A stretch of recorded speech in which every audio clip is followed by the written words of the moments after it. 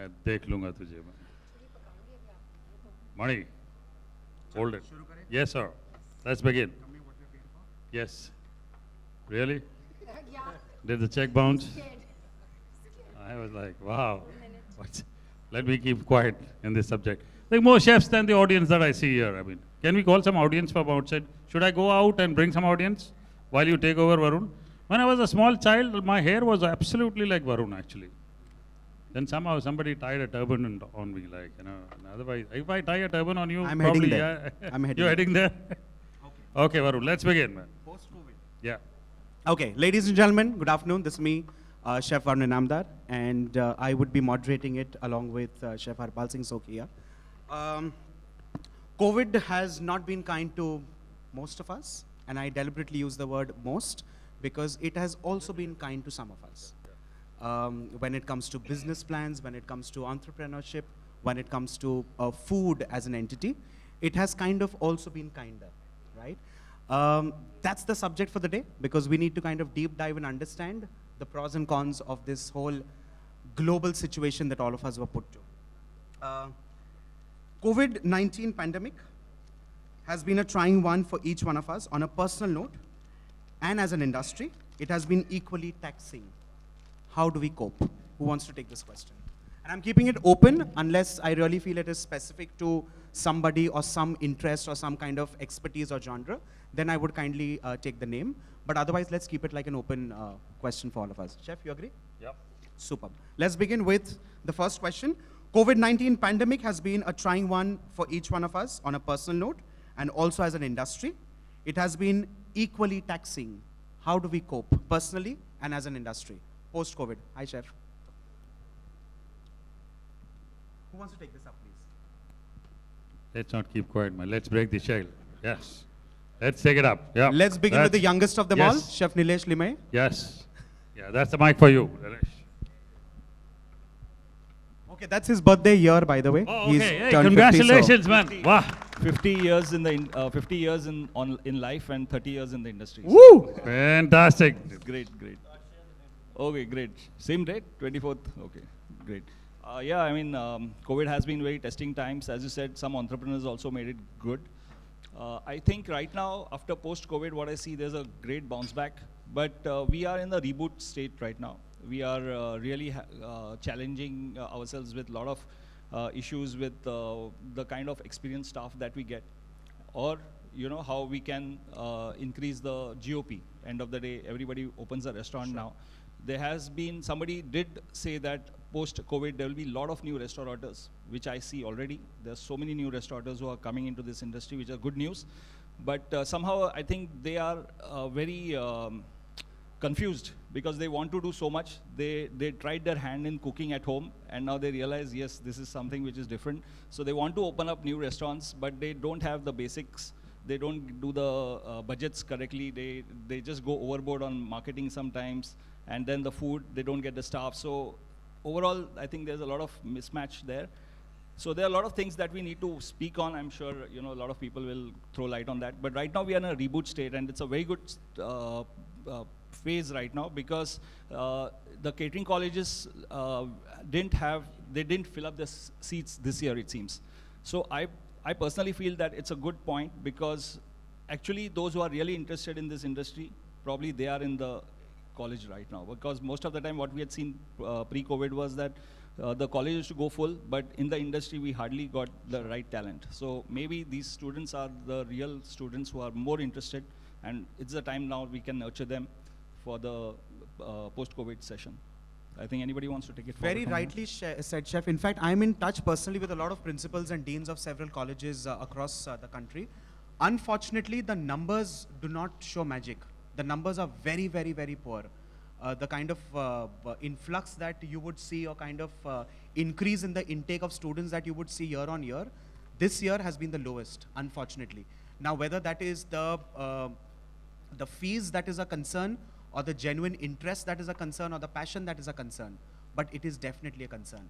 Now, when it comes to students, eventually it also ends up into productive staff and team members. Yeah. So, Yeah. Chef Kshitij, please. Good afternoon. one bad thing also happened because during pandemic there were a lot of colleges who were not running. They were running through online and all. There were no practical things and all. So the quality of people what we are getting is not at that class which we used to get earlier. So we have to work really very hard for training them and all. So this is one of the ill effect of that COVID which has happened. So right now means even the attrition rate is very high because you have to deal with that. You are not getting good quality of people. Attrition rate is at maximum. Staff is running 50 to 20% less in hotel industry also because I think a lot of owners have learned this art. So they have realized that even if you cut down 15-20% of staff, still you can run the hotel. So the quality suffers sometimes. Right now, means we have started hiring people, but unable to hire people because we are not getting quality people over there. Since last 5-6 months, all the hotelier, all the chefs are struggling right now to get a good people, a bunch of good people who can work really very hard and bring the standard very high. Very true. Chef Nitin, please. Hi, Chef Nathan from Griffith. So basically, I don't work anymore into the regular day-to-day operations. My operations are entirely different. But one aspect which I've been interacting with a lot of chefs who are not only from the industry, but those who have unfortunately moved out of the industry. And recently, one of the chefs has poured his heart out in one of the social media platform. I think the question now is, if we say everything is going right, is it going right? Do we believe that what is going on is going to take us into a very bright future? Taking the point from the chef, we are suffering from quality. And one of the aspect I think which we, in fact, our generation where we have worked, we have not thought about is to have the mental aspect. You want to win back your good talent. Talent has to be retained, talent has to be nurtured. For a company like mine, where as a manufacturing aspect, they could have taken a huge hit. They had almost 50% worker who are on the temporary basis. They could have asked them to move out, but they retained them. Not only retained them, they looked after their mental well-being. And this is the aspect, unfortunately, is missing from our industry. Some empathy has to be there. A lot of chefs who have moved out, not because they were scared of work, they lack talent, but they did not like or did not feel that they were treated fairly into this aspect. And they're disheartened, they don't want to come back. And if the situation in the college is also because of that, people have gone out, poured their heart out to a lot of parents across.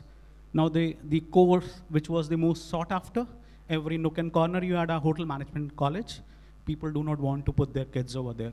Believe me, if we don't put some actions right now, we'll be in serious trouble down the line. Although for a company like mine, which is a solution-driven company, I can bring more solution, it would be beneficial. But as a part of the fraternity, it's not positive. So something has to be done on bridging that mental aspect, the lack of empathy. They have to be given encouragement, motivation. Motivation is the biggest aspect for chef like us to work for long hours, whatever you say. But if that is not there, the passion goes out. And if passion is out, the skills and quality nobody will pay attention to. So I think that is very, very important aspect which is required to be built for building this industry for not 2 years, 5 years, for coming 50 years. That's what my. Very well said. Chef Rakhi wanted to add something. Yeah, so first of all, good afternoon, all my fellow chefs here and not others. Thank you, Anish, whatever you say, I mean, it just sounds perfect. I mean, you've got the gift of the gab and that amazing voice modulation.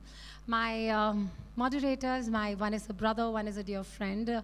I want to add to this is when we started with the topic that how did it affect the industry.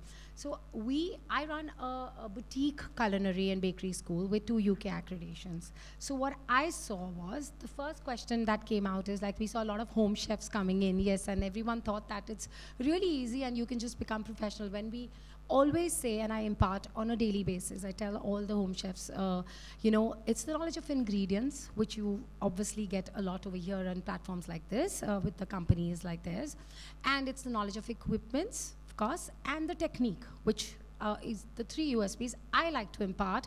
And that's where it sets you apart from being a home chef or a home baker to a professional, right? What we saw is like you felt the quality deteriorating. We, on the contrary, because we were boutique, we were not like a huge institute, we were not bound by the numbers, and throughout the years of the COVID, we found ourselves getting fuller because we were very boutique. We used to take a minimum of 6 in a batch, and we could, alternate and take it slow, and we could impart that practical knowledge to them while most of the colleges were shut. Okay, and of course we were doing a lot of the online stuff with every other institute. When Chitkara opened in the north, with their first batch, they started off with online workshop by every chef. But then that's not enough knowledge for our students. We all know that. So while I saw a big jump and a lot of business around that time, and we were doing multiple things to survive and keep our team going, and since we're boutique, we don't compromise on anything. We are again now seeing a decline, because obviously now everything's opened, and then the IT took over. So what I was told is a lot of the people from the hospitality are going more towards that.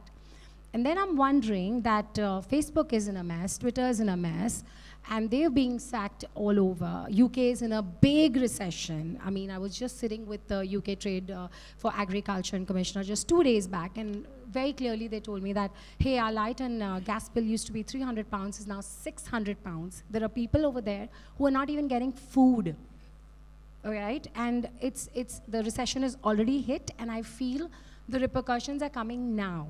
Our motto at COVID was, ki let's float, right? Let's try to survive.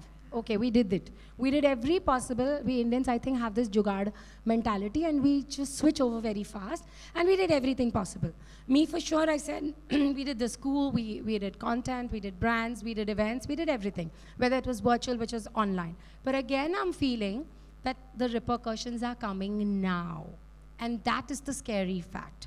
Can anyone in this industry tell us that, is this here to stay? Is it going to get worse? And we felt that when we trained those people, in fact, I can proudly say that our students were taken straight away at HOT and straight away for all their ODCs at Taj and all. And all their bubble weddings and all last year was all taken over by our students, and they're all hired, gone to Michelin star places in France. And this year when they're asking me, can you send me students? I'm like, okay, I have just a few number. And again, it's not only in our industry. Is anyone feeling that the ethics, the work ethics, has just disappeared in people somehow? Because for the longest time, they were sitting at home. See, in a lot of cases, yes, I agree, and I'm sure most of the chefs here at the panel also agree, that the loyalty in a lot of ways has kind of dwindled. Somebody can just hire you off maybe a 2,000 more. So this question is actually for the two corporate chefs that I can see right here, Chef Paul and Chef Rajesh. Overall, how did your management kind of treat this? Because we are not running a small hotel, we are running a chain. We are heading a large cluster.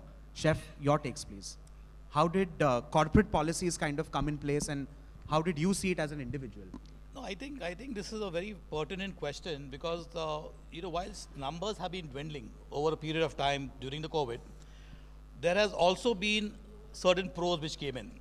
I mean, who would have envisaged hotels tying up with consolidators like Zomato to do takeaway foods? I mean, no one. None of our hotels ever thought of it before. This has helped us to survive, to at least float. What Raki rightly said, this helped us to float. We did have business was at its ebb, lowest ebb.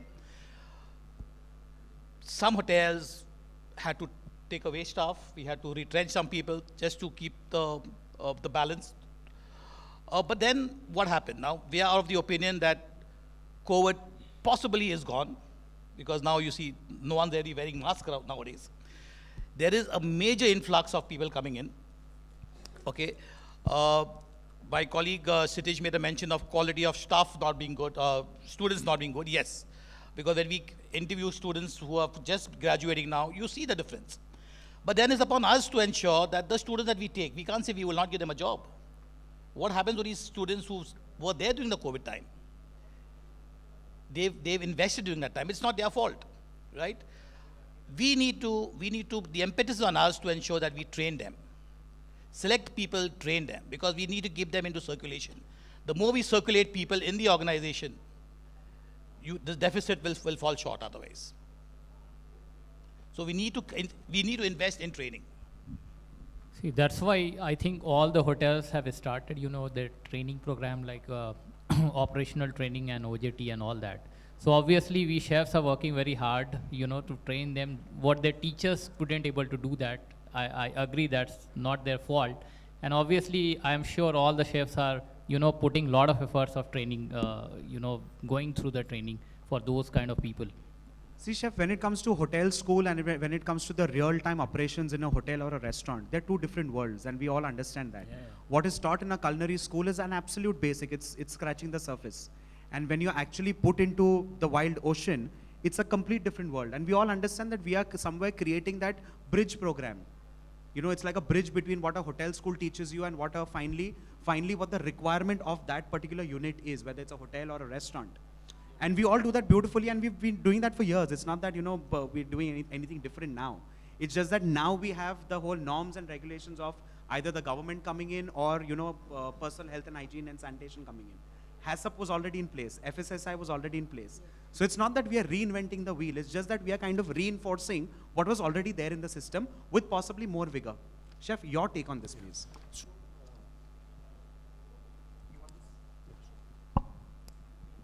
So I represent Travel Food Service as businesses at the airports, right? So I just want to say that we are present at the airports. We take care of the lounges, the QSR formats, and multiple kiosks at the airport, right? So what we have seen, COVID-19 has been one of the most negative impact it had, because there were no customers at the airports, right? And there was no business. But the management, the company, obviously took some decisions, strategies were reinvented, right? And now what I would say is that we are at a path that it's just going to explode. The success is going to come, right? So we have invested in all of that. What changes I've seen, right, at the airports, when I see travelers going through the airports, right, the importance of hygiene and sanitation has become very, very important. So most of the people, they will question that. So that is important. Second thing, what I've seen is passengers want healthy food. Healthy food has now come up in a big way, right? You see mock meats, you see vegan, it's all come into a trend, right? And more healthier concepts are coming into the travel industry. Technology. Technology has, due to COVID, I think technology has just preponed. Everything has gone, it's become digitalized. QR codes, contactless payments, all that has come. Probably it would have taken another 5 years from now, all right? But it's already come here, right? So these are the few, I think, positive changes that has happened after COVID. We are talking about a little micro industry here where we're talking about vegan and millets, and we're talking about foods which are better for PCODs and things like that. I have a wonderful chocolatier in the room here. His name is Harsh Kedia. Harsh, how is your business kind of, what do you see? You see it flourishing? You see it kind of plateauing? Your take on post-pandemic, please. First of all, I'm having a intimidated and fan moment because I've followed all of you since I was growing up. So thank you for letting me share the stage with you. That's each one of you all. Yeah. In terms of food patterns and consumption, I think we've evolved as a country, we've evolved as individuals when we're making choices. I was speaking to a couple of doctors, nutritionists, restaurateurs, hoteliers and stuff, which is when we realized that in terms of food consumption, I think 1 out of 4 people in this country are either diabetic or pre-diabetic or have some thyroid, PCOS, heart condition, which is restrictive in terms of their food patterns and habits. So as someone who's diabetic for 12 years, I think every time I enter a restaurant or a kitchen, I'm restricted to touch the last page of the menu, which is your beverages, your desserts and stuff. Which is why I sort of chimed in and I said, hey, I'm a diabetic, I'm going to be a chef, so let's make it a diabetic chef. It's a restricted industry, but even in that micro space that we hold right now, I've seen a drastic jump in terms of people's understanding. Now, when I was starting off, I started it as a blog 9 years back. I was 16 that time, I'm 25. So when I was in school and I was doing it as a blog, it was a joke to people. What the hell is a diabetic chef? Who will take you seriously? Why should I eat something that's without sugar? Let me eat the real things. But over the years, especially in the 2 years of the pandemic, there is more cognizant understanding of the people in terms of the education about the food. So today, I don't have to sit and explain why vegan. or why sugar-free or why gluten-free, because people are more aware that plant-based food does this, without sugar will not do this. So I think it's been great in terms of my selling part of it and explaining to people, because they're more aware and they're more well-read. And going forward, of course, needless to say, our sugar industry is not going to go anywhere, but there's going to be a squeeze out of the sugar-free food, beverage, dessert industry, where people will switch on to healthier options. See, I completely agree with what you say, Harsh, but having said all of this, when we look at these, I take that as a micro cuisine. When we talk about vegan or, foods which are good for a certain illness or disease or infection, or, I take that as a micro cuisine in itself. Here we have hardcore pastry chefs who even struggle to pull out regular cakes, because the kind of expertise that we have in this country, and Chef Anis is already smiling, the kind of expertise that we have in this country, we have a lot of picture references, but we really don't know what the real thing is, right? We follow recipes which are off the internet. We follow recipes which are squeezed out of pastry chefs who come India traveling. Now we have pertinent pastry chefs in the room here. We have Shantanu here, we have Vivek here, Chef Anis is here. Your take on that, please. I just wanted to add on the ingredients part that nowadays people have, post-COVID, they have been more aware about the ingredients also. Now they're banging questions on you. For example, आपने इसमें butter डाला है, fat spread डाला है. So now they know they distinguish between the fat spread and the butter. It's aromat or Ajinomoto. See, so, but unfortunately, and I would like to interrupt here, the consumer is aware, but unfortunately the providers are not aware. Exactly. That was I was coming on. Exactly. Now, if you tell somebody a nut butter in a, say, carrot cake, a pastry chef will pull his hair out. Exactly. Because he has no equations or no equities, he has no proportions and ratios to replace a dairy fat with a nut butter. Because eventually for us, it is nothing but almond paste. Exactly. In a glorified way. Yes. Right? Pastry chefs, please. So I would like to understand and handle this topic at two levels, at a macro level and at a micro level. Going by some figures, food or restauranting in general in India contributes to around 3% of our GDP. But the job opportunities that this sector creates, organized, disorganized, is around 8 million, and we stand at the highest sector. I mean, we are the maximum job provider across any industry. So this is something that we have to look at. I just very recently had a seminar with ITM on entrepreneurship, and I was very happy that some of these colleges are introducing entrepreneurship as a course into the hotel management, because we all are chefs and we all revere our skills. But at the same time, I try and fail to understand, if you look at the past decade, or especially the past 5 years, with India being one of the kind of startup capital of the world, with more than 200 startups, over 20-25 startups turning unicorn, whether it's Meetiago, whether it's Zomato, whether it is all these online products, why isn't hospitality, chefs, helming any of these brands? If technology, somebody from an IIT or engineering background can venture into food and take these businesses at that scale, scaling up, why we chefs are, or chefs in general, I mean to say hospitality, people in general are just restricting ourselves to cooking and our skills. So that is something I think that we need to understand, that the scaling or the business of food. So we are talking at the macro level, we are talking at the business of food. At the micro level, we are talking about skills. So the business of food lies much more than making one particular product and understanding. At the micro level, going back by working in UK and something like around 15 years back, so over a decade, and also a very small example. So just before COVID, I happened to go to Gili Islands. And it was a small hotel. It was a small hotel where I entered. So this guy greeted us. He got us a welcome drink. He made our booking. He even escorted our luggage to our rooms. So why doesn't this kind of thing happen in India? Why do we have to have a different person for each different job? Because that's just a mindset. And this after COVID might need to change when Chef Kshitij and others say that, people have understood that we can work at 20% less staff. So this eventually will grow. Talking about, hospitality, schools and management and the quality, yes, of course, every 5 years we say, like my senior used to say that, the quality is depleted when I joined. We are today saying that, 10 years down the line, the quality is depleted. But the quality is depleting. At the same time, there are 10% of the students who are really, really focused on what they are doing. So hospitality might split clearly into two sectors. One is the value sector, which is scalable, and the second is the high skill sector. You don't get, 5 stars abroad anywhere. If you go to Europe, are not the most, having Michelin. Even all the 5 stars have outsourced restaurants. I just came back from Dubai. All the Michelin restaurants, none of them are run by the hotels. They're all run by specialty chefs. So the sector will definitely, this is what my vision and reading goes, it will split between value provision and it will split between specialization.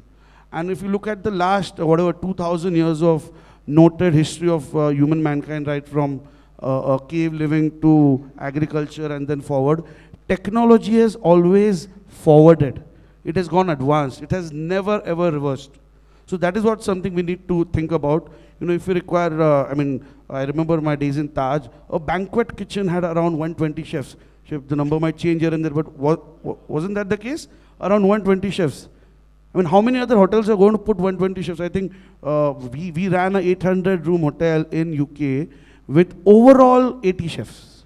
An 800-room hotel with total number of 80 chefs. So that's what's going to happen here. Across industry also, if we see, the startup pays for, am I audible? Yeah. Even the startup pays. As an industry, I'm saying, I'm not against the skill, but as an industry, when we say that people are motivated or unmotivated, how many people join hotel management with that real passion of being a chef? It's probably only 20%. So I don't think we should blame the students or anything. We have to devise systems where that 80% who have really no clue about what hospitality is, how to get them employed, how to provide them the salary that will keep them motivated. We just talking about it and giving a speech is not going to motivate them. End of the day, vitamin M is needed for them. Like for us, all of us, right? So I think we need to look at it differently. I agree. Chef Vijendra wants to speak. I'd just like to add something over here. Hello, am I audible? Yeah. Good afternoon, everyone. That's Chef Martin for all of you. The saddest part is, the experienced chefs that were there in the industry, who've been the backbone of a lot of organizations right across the country, are jobless. Most of them are jobless right now. It's very tough for them to get along with their families and stuff like that. It's difficult to get a good job. The job security at the moment is very low.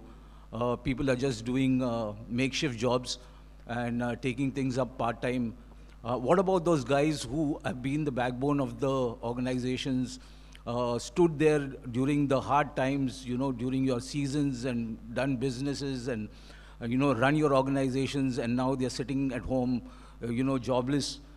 A lot of them call me up and say, Chef, I haven't got a job till now after the COVID thing. It's very sad. What are we doing, to support these people to get their jobs back? And, organizations have moved on. They are taking the junior staffs and working with their teams, making new teams, and, getting the job done through the junior people. So it's become tough, it's become really very tough for the senior guys, the highly professional people who are sitting down in the house, and, they were instrumental in training all your staff that were there in your organizations, and now, you see a very sad picture. That's why I feel that the quality of food is also dropped down, because people who are now running the organizations is very low. They hardly know what they are doing in the kitchens, actually. True, Chef. If somebody wants to add on to that. Yeah, for me, I think it's very important, let's understand the cycle of pandemics. So before I put my question across to all of you, so if you understand the cycle of pandemic, any pandemic that has happened over the last centuries, okay, things only evolve. Somebody will suffer, somebody will grow. Now you have to decide which side you want to be in, or you just want to sit and say that, okay, I was this and I want to keep crying on this, okay? So you cannot do that. Pandemics teach you new things, okay? In hotels, sadly, I was also an exec chef. We were not doing probably justice to what we were supposed to do. Probably we were doing 18 hours of work, But were we doing it right? I don't think so. I don't agree to it. I don't think so we were doing it the right way. That's why the owners realized that this is the opportunity. Do 20% less, increase the GDP. For him, it is business. So he, in a way, is teaching us business, whether it is retail or hotels, or it is private hotels, okay? So they are teaching you business, actually, which is what we are supposed to learn. And pandemic has taught us a few things, okay? Becoming an entrepreneur wherever you stand is the first thing they've taught us. Second thing, they're teaching us to be at par with people who are youngsters, okay? We will age, we will all age. There is no doubt about it. You know, you cannot hold that to yourself. But technologically, are you there? Has pandemic taught us this? Is what we need to understand. If it has taught us this, then by now, all of us sitting here should understand these words.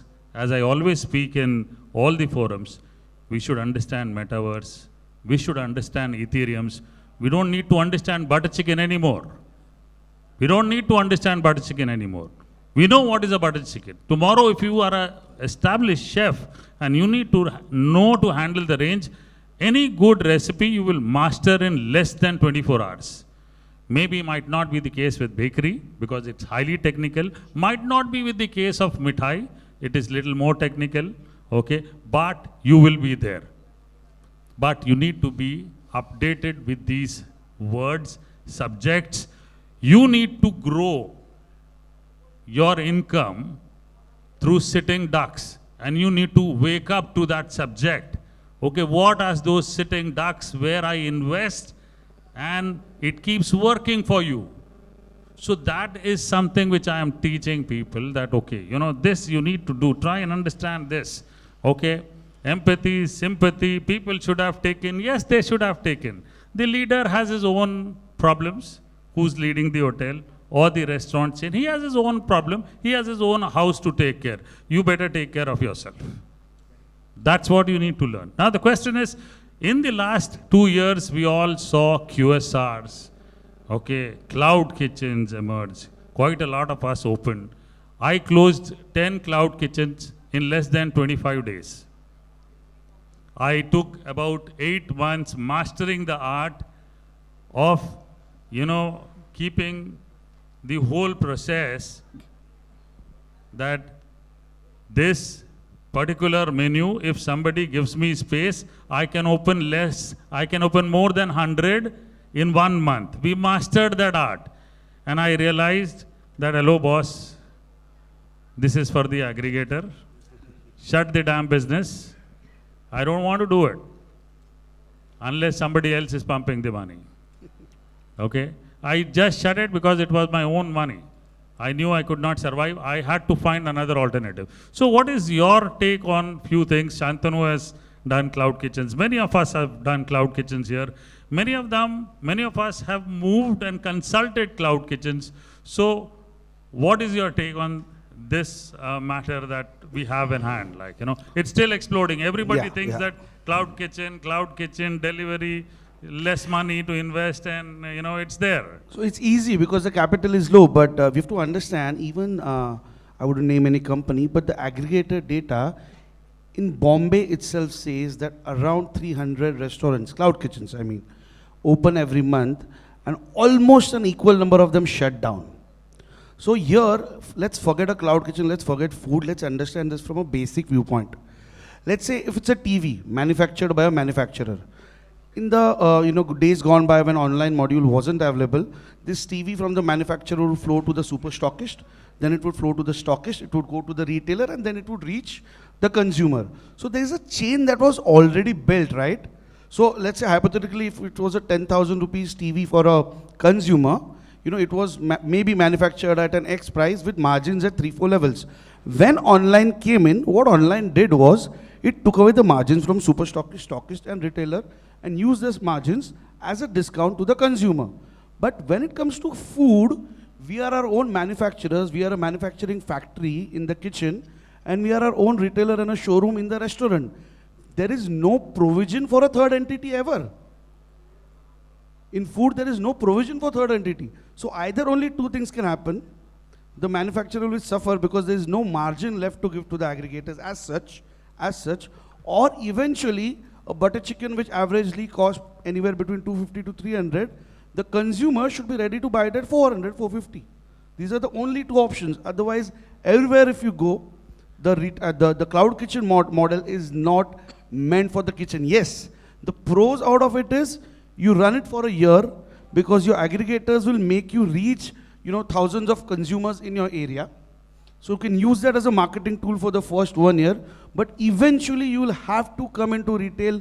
Otherwise, as a merchant, as a vendor of the aggregator, you will suffer, and as you close down, I had to sell out. So I sold the IP for my cloud kitchen, eventually realizing there is no money to be made for the vendor or for the restaurateur in it. So you mean to say you need to step out and become a retailer too at the same point? Of course you have to. Maybe use it for the first year. It's like the classic thing of all this lens cart and everybody where you see brick and mortar model coming into place. But even then, chef, for a lens cart, what happens is, as I said, the manufacturer to the consumer, the chain is set. So there were margins already in the previous model. For food, we haven't kept any margin for the aggregator. Now they are entering and they want a margin. How do you create that? Where do you create that? So which means there's learning before you set the cloud kitchen and before you actually set the recipe up, right? So you need to build that 35% to the aggregator and then set your recipe up. So you need to be very prepared for that. That's a great point to, really learn upon this subject. Which anybody actually else? takes the cost up to 70%. Oh, hi, good afternoon. Chef Anis here. So my business is basically B2B business. So I supply to a lot of restaurants, banquets, embassies, and a lot of hotels as well. So pandemic, everything collapsed. I had no one to, put my shoulder and cry. So within 2 days, I developed a model to serve to all the high-end societies because everyone was deprived of, say, a cake or a pastry or a sandwich. So to be honest, the 8 months of what we did, I think we did more business than what I was doing pre-pandemic. Fantastic. I mean, big round of applause for you, man. You guys. Thank you so much. So we started using jot forms. We started using technology to our advantage. Post 8 months, when things started opening up, again everything collapsed. But then why we're here is, we are talking about where our industry is standing post pandemic. So I have lost 80% of the business from the high end societies, but then 20% of my business still comes from those societies, because people are still ordering in bulk, and I would say that that has given me valuable lessons. I thought, and what I wanted to do, I did it. Instead of just crying and making losses, I think that has helped me over a period of time. And the biggest challenge, what I feel now for the entire industry is, at least I have 8 people from my team who have left and have gone back to their villages and they have started their own business. Fantastic. That's beautiful. That's brilliant. Which in a lot of ways kind of reinstates the fact that we always need to kind of reinvent a consumer base. Exactly. Also. It's not about only reinventing the recipe. Totally. Absolutely. So Anis, look, I mean, from the take that you put forward too, I can see that you innovated in a very short span of time. Absolutely. You created a new customer base which still is there for you. So you did not waste your time understanding what next. You actually racked your brain up there, and that's what I think is what is needed today. I mean, yes, there is shortage of staff. We all know that. There is a problem of skilled manpower, which is good news to people like Nitin and all those people who supply B2B solutions. He's so happy about it. I know it's increment coming for you, Nitin. The more you sell, I know that. But innovation is the key. I mean, that's what will help us be there. So what do you think, Varun, on that? You also ran a cloud kitchen, right? We shut it faster than we ran it. No, like I said, I did the same thing. 10 opened in about 15 days time, because that is how we modeled the cloud kitchen, and closed it in 25 days. Chef, the whole key here is when you're hurt, it's important to first stop the bleeding. Absolutely. Absolutely. And that's Chef Suresh has been quiet for quite a while. Chef, I would want to understand from you, in fact, you can take the spotlight in this case. Clubs and memberships, how was that? That was another ball game altogether, because we've always speaking about hotels and restaurants and cafes and QSRs, but we never thought about clubs and memberships. Okay, good afternoon everybody. My name is Suresh. My job to cook the food. Good question. That is. Anyhow, most of the points we are already covered. Club members, guests. For my observation, some of the चलो मैं positive vibrations ही डाल देता हूँ. Okay. After post-COVID, we learned plenty things in that, no doubt about that. The positive vibrations, this is. The first is, people are awareness of mental and physical awareness. Second, the practice of hygiene. लोग आलसी रहते थे, नहीं करते थे, या no discipline in that, and they don't know what is that. But after COVID, ये एक बहुत बड़ा जादू आ गया उन लोगों पर एकदम कि बाबा मुझे मेरा हेल्थ को मुझे संभालना है बस. So I need to be practice the hygiene, safe food to eat. Then they come to know that this members guest part of उन लोगों के बारे में. शेफ आप हमें ये बताइए कि मेंबर्स जनरली एनुअल फीस पे करते हैं. राइट. एनुअल फीस पे करने के बाद जब क्लब्स बंद होते हैं 8-8 9-9 महीने 2-2 साल, व्हाट इज द रिएक्शन? मतलब मैं इतने पैसे दिए होते तो मैं तो रोज आता वहाँ. Yeah, तो the thing is, see, there is some upset in their face, but there is no choice also. अभी हम भी क्या करेंगे? But chef, tell me one thing. In this case, is refund a way? No refund. Is kind of extending the facilities. पैसा अंदर कौन refund करता है chef? सर वो refund तो chef नहीं हो सकता है. But we are see अगर रात हुआ तो दिन भी आ ही जाएंगे. बस ऐसे तो फिर अगर कोई इतने पैसे भरता है, I don't want to get into right. You are true, very true. This is good point. The whole point is nobody pays only for food, because food is always at a discounted price. Right. People pay for the facilities. It could be squash, it could be table tennis, it could be badminton. वो पूरा बंद है. It could be use of swimming pools. Swimming pool, one of the most this thing. So there is no refund in that. But anyhow, they also adjust the things, adjust the time. Then they पूरा चालू हो गया, तो again they are very happy to come to these things, and we are spend a lot of money to again maintenance. Overall cost is too much high for to maintain the things and all. Club इतना easy नहीं है. So we have even management wise also, administration wise a tough time for us. But anyhow, अगर जिंदगी में कुछ क्या बोलते हैं गम नहीं है तो जिंदगी का कोई मजा भी नहीं है. ऐसे हम लोगों ने सोचा चैलेंज रहेगा, कोई बात नहीं, we accept that challenge, चलेगा, हम जिंदा है ना, ये खुशी की बात है. हाँ, तो इसी तरह से हम लोगों ने एक पॉजिटिव वाइब्रेशन सब लोग के साथ में डाल के जो स्टाफ है, जितना भी एडमिनिस्ट्रेशन स्टाफ है, मैनेजमेंट हो, जो भी है, तो ये हम नहीं छोड़ेंगे बस कैसे भी. वैसे हमारा जो जितना मेंबर्स गेस्ट है, जितना भी लोग हैं, उन लोग को भी हम लोगों ने एक पॉजिटिव वाइब्रेशन डाला, और जो गाइडलाइंस को फॉलो करना है 100% हम लोगों ने फॉलो किया उसको actually. And thank God, thank kind that सब कुछ अच्छा ही हुआ, ऐसा नहीं है. बट आने वाला दिन सबके लिए अच्छा होगा, कोई इसमें डाउट नहीं है. So we are very strong in that. Not a Chef Jerson, I would like to put the spotlight on you. You've been quiet for quite some time, which is very unusual. Chef, we all speak about contactless hospitality. Is it a dream? Is it an illusion? Is it a reality? Contactless hospitality, like really? Well, first I would like to share my 2 bits, or rather to kind of encapsulate what we've all said, rather our thoughts. I think COVID has been a game changer, a very, very smart game changer.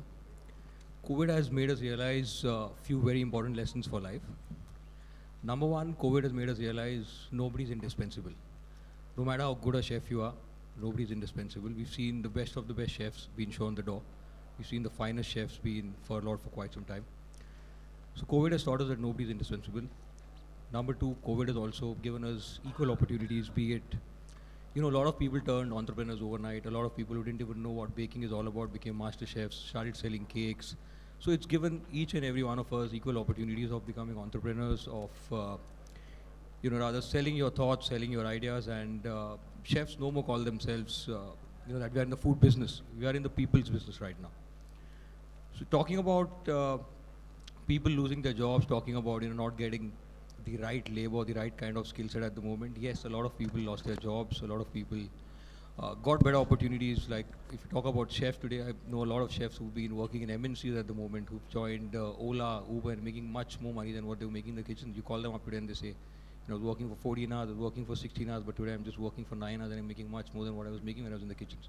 So everyone's been given their, yeah, it is. I mean, in fact, a lot of people have got the right opportunities. It all depends on how you've taken it up and what you've made out of it. Talking about contactless hospitality, yes, this was a protocol for all the hotel chains.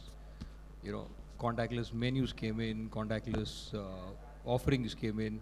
He very happily, rather, very readily has the opportunity of spending money online, be it GPay or whatever it may be. So everyone's got their own share of opportunities. It all depends on how you've taken it up and how you made the best use of it. As simple as that. Hope that answers your question. So, taking one question from what Jerson said, you know, technology we have all seen, from QR codes we have all seen. I'm not a great guy who understands technology very well, but still we keep, as a policy in our office, 1 hour dedicated to learning technology, irrespective of whoever we are. So when we look at QR codes, at the moment you say that open your mobile phone camera and you click the photo and it takes you to the lens. Now, all chefs who are operating with QR codes, do you think that some of the menu items do not sell at all? Because generally, the thought process in digital is the first screen is your menu ordering screen. Beyond the moment you ask him to scroll, you lost it, right? So, do you think that a hotel, I have not seen any single 5-star hotel adapt to this subject where he says that, okay, because this is a detailed analytic study which shows that the moment you ask somebody to scroll in the mobile phone, the 5th, 6th page menu items are gone because अच्छा इसके साथ रोटी ला देना क्योंकि आपको पता है 5वें में रोटी होगी शायद आप बहुत अच्छी चीजें बनाते होंगे लेकिन वो नहीं चलेंगी. So do you think 5-star hotels should adapt to smaller menus, which the moment you say contactless and QR code applications, do you think we should work on a smaller menu, which is just flip on 1 and 2? Well, hello. Origin. Okay. So I would ditto what Mr. Swoki just said. Concise menus are the need of the hour. At the same time, if you're talking about hotels, personalization is what is very important. Second thing, again, I was always hearing about manpower crunches and yes, staff being unskilled. But we all as the flag bearers, I suppose that we should take this as a challenge and being hands-on and train the staff. And I think multi-skilling would be the new mantra because yes, it is going to continue that staff is going to be less. We would not be having a choice because we are employed by the owners and they would also have some kind of a profitability being looked at. So yes, multi-skilling is the need of the hour. And again, work-life balance is also nowadays the new trend कि staff को 9 घंटे की नौकरी करनी है. So in that, ensuring that they are also happy so that they deliver better, they are passionate in what they are doing is what is very important. And yes, concise menus will obviously work out our efforts in ensuring a better quality, a better approach, and also a personalized, personalized lookout for whatever is being delivered. Absolutely. Chef Sudhir has been quiet for the longest time, which is not very usual. Chef, so the spotlight is on you. Talking about Vika, it's like a chef's society for all of us. It's like a whole brethren that we've created several years back. Vika came out very strongly in the pandemic, trying to create several initiatives for the fraternity. How did you all strategize this, Chef? And we ask this as a pure outsider. How did the strategizing happen, considering that we all were working from home? We were not stepping out. We all had our protocols to manage. How was the strategizing happening in the chef society, that's Vika?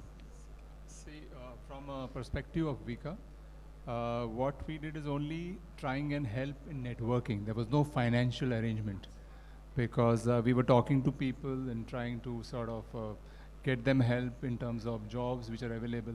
But of course, 6 months there was a total lull. There was nothing happening. People were suffering. We in fact thought of also doing some finance part of it, but it was very difficult as a committee, as a, to come out with, because at the end of it, the decision makers are the chefs there.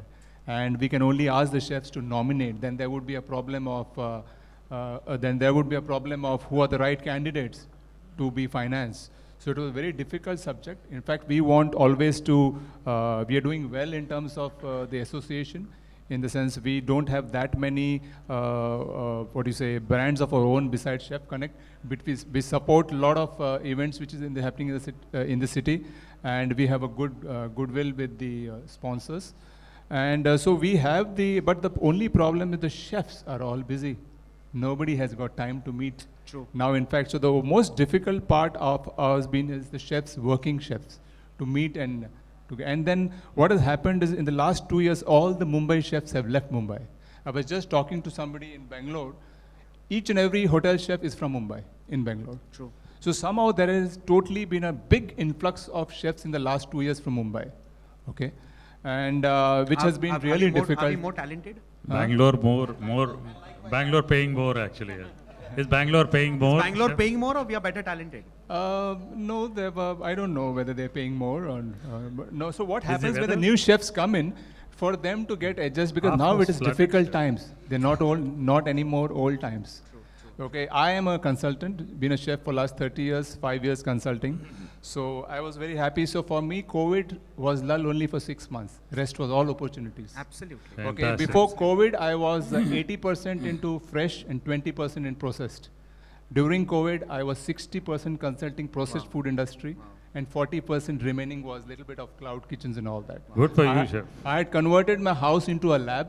Wow. I had a food technologist as a colleague working along with me. I, in fact, developed a lot of products, all newcomers. Very nice. Because the food people were not wanting to come. Absolutely. So for me, welcome, because they don't know any knowledge whether they'll do well or not do well. Of course, some of them are doing well. So the old businesses were lost lot of contracts. I had contract with the companies like Godrej and everybody, a 1-year contract. But this was just before COVID, which was very good. The market was fantastic. Suddenly March happened, and all contracts were lost. So it took about 3-4 months to stabilize. And then I found that, as you rightly said, for a businessman, for a hotel owner, it is not losing. He has to run the hotel. True. So for him, a chef is like an expensive piece of equipment. Okay, for last many months, there were no pastry chefs in hotels. True. Very There are no position of executive sous chefs in hotels because they couldn't afford them. But now suddenly business has picked up. Now my new business, I'm coming back 60% into hotels and 40% into processed, because now the challenge is there are no in-between levels, CDP. I got calls from people who are in UK, it's opened up. We want 200 chefs at CDP level. Nobody wants senior chefs. So I completely agree with you, Chef, because I remember in the pandemic and even after that and a little before that, Chef Vivek Kadam was my yellow pages, because I used to call him just to ask, "Arey sun, wo hotel mein pastry chef kaun hai yaar?" Right. Because for the longest time, there were no pastry chefs in the city. Right. And it was beyond our understanding, because that is possibly also one of the biggest revenue models in any hotel. Right. We run festivals, we have hampers, and we have Christmas is the time when we have Santa chalets and things like that, and we did not have pastry chefs. So we like were just banking on supervisors. From an owner's perspective, he'll always ask, "Chef, oven क्यों लेना है?" He'll say, "ये bakery से कितना income आता है?" इससे सब breakfast में जो croissants सब लगते हैं, इसे bakery से ही जाता है. So from an owner's perspective, even a human being there is like a piece of equipment. Absolutely. How much it is contributing to his final bottom line, So to understand that. And as an individual, you have to explore, okay? But the sad part, you rightly said, is I was external examiner for a very, very well-known college. I don't want to name it. And for their final cookery exam, not even 5% people want to join. Forget kitchens. They don't want to join the hotel industry at all. Chef, it was a very sad story, because 5%. Absolutely. Okay, so I asked the professor what they want to do in life. Even they don't know. Okay, their parents have put them 1 year back. They're in 2nd year or 3rd year. So who is there to complain? So whoever is there in the industry, they are the people who can make them the difference, the right training, the right career growth. My daughter is an IT engineer. Not a single day she was busy every day. They were developing products. So online, because of course they went out to the offices now. So obviously for the new children who are coming out, what is the opportunity? What is the guarantee? What is the career growth? Today they don't want to be just chefs. What they can do beyond chefs, okay? Yes. What the colleges can teach them to be beyond what they are. True. Today Very food true, industry is very, very big. Next 20 years going to boom, okay? because we are very at a very net. So we're stage getting, where- Sudhir, we're getting our little thing that, okay, you know, we need to stop here I now. know, but- So with this subject, I think what I we'll do, wanna you have to say say something, add on please, Yeah, Rocky. this is what I've been wanting to ask from the longest time, and that's how, you know, we are all here from the industry. That is what I want to ask you. We all have had our children, and when they reach the 8th, 9th standard, what do? We go to a counselor, and the counselor literally guides them, is if you're doing IT, if you're doing engineering, what is the path you're taking? Does anyone over here in this industry know, all stalwarts over here in the industry, all of you like really legends in front of me, but do we have anyone who explains to these students what is the hotel management course about? What is it that you get? You know, how many parents come to me, they send them to IHM and they don't even know that they're supposed to learn everything. No one knows that there is a skill program sector. That's all international. And how many of the people realize that why are these people going away? Bangalore, they're going because cost of living is lower, obviously. And most of our chefs are not staying here. Everyone, I remember last year in Diwali, Chef Hemant Oberoi messaged me saying, hey, I've heard so much about your school and the students really know.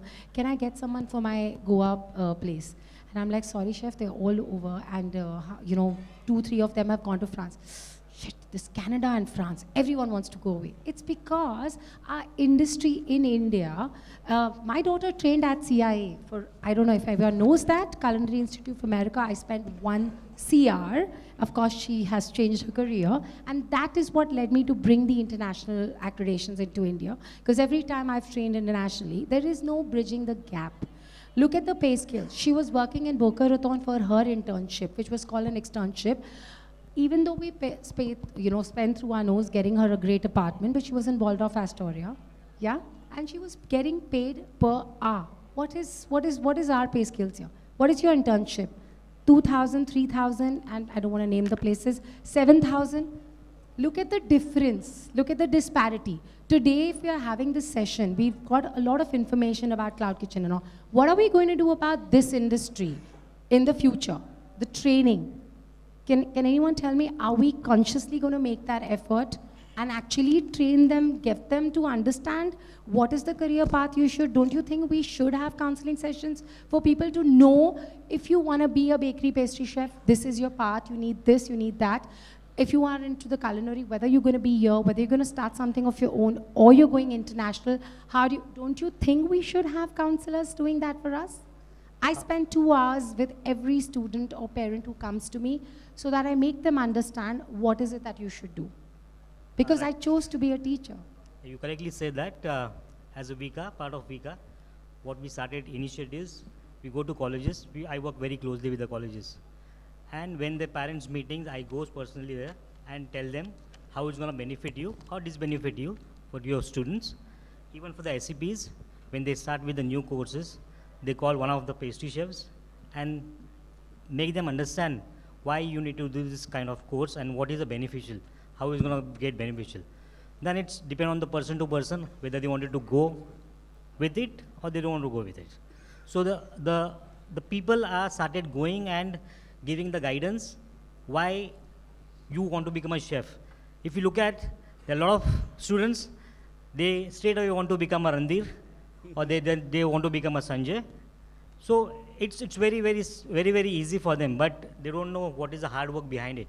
So to understand that hard work, it is our responsibility to tell them how hard it is to become a Ranveer or you know. So somebody has to take that on their shoulder to make them understand. Well, I think we're still running short of time now. We will all agree to one subject that COVID taught us technology, COVID taught us new things. Okay, pandemics will keep teaching us new things, and we need, as people, to adapt to these things ASAP. It's about technology. It's no more about a kind of a emotional recipe. It's about technology. It's about adapting. It's about putting empathy with people. It's about telling them you go home in time. It's a lot of these things put together. It's about innovations, like Sudhir just mentioned, that his daughter was innovating on some skill set. So we all need to innovate so that you need to run costs. We have understood costs. We have understood profitability in pandemic. And thanks to pandemic, I'm very happy that we went through it. We also went through it because we were able to live life with our families, which was missing. Okay, so thanks to COVID that happened to us. Otherwise, we wouldn't have lived with our families. Sad for those people who are going through sad times, bad times, but there are good times ahead. Gentlemen, with this, I think I close the session, and thank you all of you. It's brilliant on the part of Images to bring a panel of chefs like this. I mean, there are still about 10 of them missing here, right? Yeah? We were like looking like how, well, my first question to Mahua was, hello, kidhar bithayenge? So she said, we'll manage, chef, you just come in. So thank you once again, all of you, and Images for all this beautiful thing that you put together. Thank you. Basically, what we all understand from this session is that our idea of essentials has changed. From food and travel and things like that, that was our priority. Suddenly it has become the internet, the mobile services, and a lot of practices in place. Thank you so much, ladies and gentlemen. Thank you. Thank you, chefs. Can I just say, my son's a chef. He quit film school halfway through and said, Dad, I'm really enjoying working in a restaurant. Do you mind if I go to Culinary Institute instead? And I said, please do, because at film school, you're never going to make a freaking dime. I'll be working all my life. At least I know you're going to get a job as a chef somewhere. Sir, I acted in a film also. I didn't leave it, sir. I've done 4. Still I've done 2. I've done 2. I've done a fiction thing. Like I said, you know, anybody said, "Kya ye karega?" मैं बोला बिल्कुल करूँगा. Butter chicken तो बनाना आता ना. That's safeguard. Money. So with this, as we close, we'll do a no. We need to do a reel before that. Yeah. A pandemic reel. But thank you so much.